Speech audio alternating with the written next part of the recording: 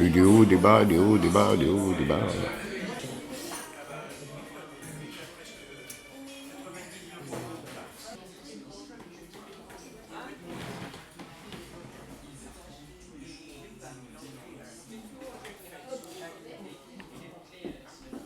Oh, il était en dents de scie, c'est-à-dire. Puis là, pour l'instant, on les stagne. Non, la première fois, c'était avec une pute rue Saint-Denis. Ben oui, c'est plus rapide. Ouais, on arrive, on nous enfile la capote et boum, il envoie. 18 ans. J'étais chez un cousin germain qui était agent d'assurance. Un jour, il vient me voir, il me fait tu vas aller à telle adresse, parce qu'il y avait tous les trucs qui avaient déjà été faits à leur bureau, mais pour la signature, il fallait repasser chez elle. Et tu t'appelles Jean-Pierre Henry. Et le cousin, il voulait pas y aller. Tous ses collègues lui avaient passé le mot. Fais attention si tu vas là-bas. J'arrive à l'interphone, elle répond, je lui dis voilà, je travaille pour une assurance Intel. Je m'appelle Jean-Pierre Henry. Montez, montez. Puis bah j'arrive, je présente Jean-Pierre Henry. Il fallait 2 prénoms. Ça l'a, je sais pas, ça l'a stimulé. C'était magnifique. Tout ce qu'il fallait là où il fallait. Elle m'a fait des trucs, j'ai jamais eu ça. Même dans les films porno, ça n'existe pas. Elle a signé hein, à la fin. Mais alors, des trucs. Ah bah oui, j'étais choqué. Et j'étais épuisé surtout. J'ai pas calculé le nombre de fois.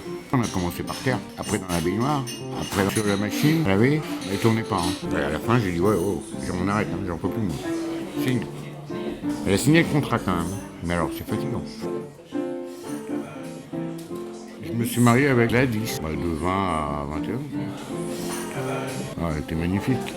Ah oui, les Réunionnaises sont très belles. Oui, je me suis marié à La Réunion. Et dès qu'on est arrivé là-bas, c'était le bordel.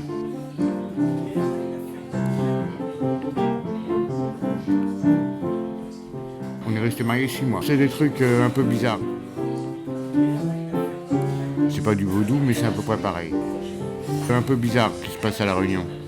Les yeux rouges et une humeur massacrante.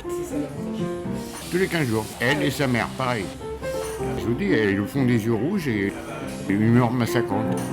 C'est prise de tête tous les jours. Là, c'est moi qui me suis barré, là, oui, carrément. Oui, je suis divorcé. Oh, à 86, à 91. 5 ans sans personne, quoi. Je vous dis, le truc, ouais, hygiénique. Après, j'ai recontacté une ancienne copine à moi, Nadine. Donc on s'est remis un peu ensemble et après on a décidé de se marier. Oh, Nadine elle a une bonne note. Ouais, je mettrais 17, c'est bien, surtout. Une femme posée, qui travaillait, qui prenait soin de son appartement, impeccable. On a eu le garçon qui est mort, la mort du nourrisson là, parce que ça traumatise quand même. Et après on a attendu 2 ans pour y faire un autre quoi. Après l'accouchement de la petite, elle voulait plus, elle avait souffert, elle voulait plus de rapport. Ah non, pendant les 12 ans j'allais voir ailleurs, j'ai couché, je partais. Puis un jour j'en ai marre, j'ai pris un sac et je me suis barré. Je revenais tous les 2 mois pour voir ma fille. Et là depuis 6 ans j'ai plus de nouvelles, pratiquement alors. Oui, c'est ça, oui, c'est ça. Non, après moi j'ai bien eu des copines, mais c'est tout. Après il y a eu une autre dame, c'était en 2002, et jusqu'à maintenant on se voit encore. Annie. La première fois qu'on s'est vu, on s'est engueulé. Elle était à son balcon et moi j'étais en bas parce que moi j'habitais au rez-de-chaussée. Je l'ai engueulé pour elle a amené un parasol, elle me gâche mon paysage. Et après elle est descendue, on s'est engueulé, et puis après bah voilà. Tout bien. Un bon caractère, affectueuse, tout ça. Comme elle a un caractère proche de l'italien, ça fait des étincelles.